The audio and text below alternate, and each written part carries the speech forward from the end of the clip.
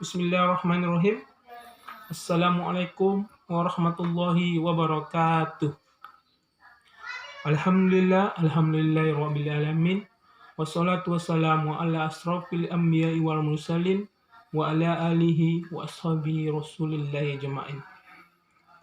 Puji syukur tentulah milik Allah Subhanahu wa taala, karena dengan rahmat kasih sayangnya kita masih diberikan kesempatan dan kesehatan. Hingga pada saat ini kita masih bisa menghirup udara, walaupun dalam kondisi yang mengkhawatirkan terkait dengan COVID-19. Selawat beriringan salam tidak pula lupa kita hadirkan buat junjungan alam, yakni Nabi besar kita Muhammad sallallahu alaihi wasallam, dengan sekurang-kurangnya lafaz Allahumma sholli ala sayyidina Muhammad wa ala ali sayyidina Muhammad. Baiklah, tidak lupa pula saya akan memperkenalkan diri. Perkenalkan, nama saya Ahmad Sabri dari Fakultas Syariah dan Ilmu Hukum, jurusan Ilmu Hukum, semester 4. Adapun tujuan pembuatan video kali ini adalah untuk memenuhi salah satu mata kuliah, yakni mata kuliah Hak Azazi Manusia. Di sini saya mengambil tema tentang hak azazi manusia dalam negara hukum. Semoga video yang saya buat kali ini bermanfaat untuk saya sendiri dan untuk kita semua, untuk menambah ilmu kita semua. Baiklah, adapun pengertian HAM menurut Undang-Undang Hak Azazi Manusia nomor 39 tahun 1999 pasal 1. HAM merupakan hak yang melekat pada hakikat dan keberadaan manusia sebagai makhluk Tuhan yang Maha Esa dan merupakan anugerahnya yang wajib dihormati, dijunjung tinggi, dan dilindungi oleh negara, hukum, pemerintah, dan setiap orang demi kehormatan serta perlindungan harkat dan martabat manusia. Sedangkan menurut Martersom, HAM adalah hak-hak yang secara inherent melekat dalam diri manusia dan tanpa hak itu manusia tidak dapat hidup sebagai manusia. Sejarah perkembangan hak azazi manusia dikategorikan ke dalam 4 generasi. Generasi yang pertama adalah generasi berpandangan bahwa substansi hak azazi manusia berpusat pada aspek hukum dan politikal. Generasi yang kedua adalah generasi yang memperluas pada aspek hak sosial, hak ekonomi, politik, budaya.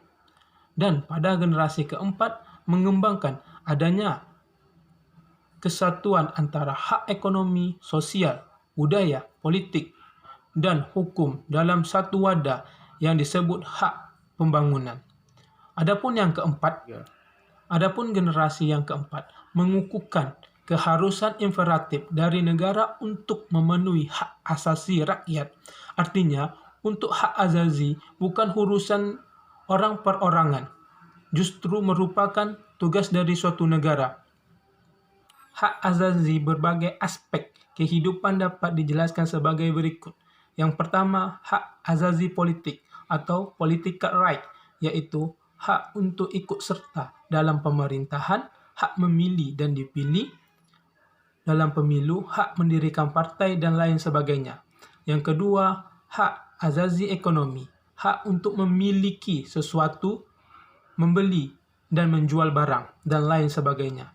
Yang ketiga, hak azazi hukum, yaitu hak untuk mendapatkan perlakuan yang sama dalam hukum dan pemerintahan, serta hak untuk mendapatkan perlakuan yang sama dalam peradilan.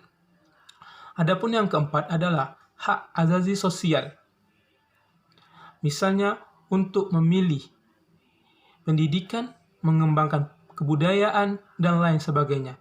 Dan yang terakhir atau yang kelima, hak atas pribadi atau personal right, yang meliputi kebebasan menyatakan pendapat, kebebasan memeluk agama, dan kebebasan lainnya.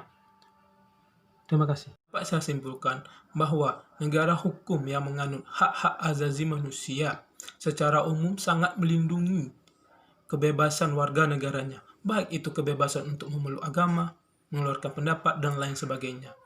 Di negara kita sendiri, negara Indonesia yang sangat kita cintai ini, hak azazi manusia sangat dilindungi. Ini dapat kita lihat dalam Undang-Undang Hak Azazi Manusia nomor 39 tahun 1999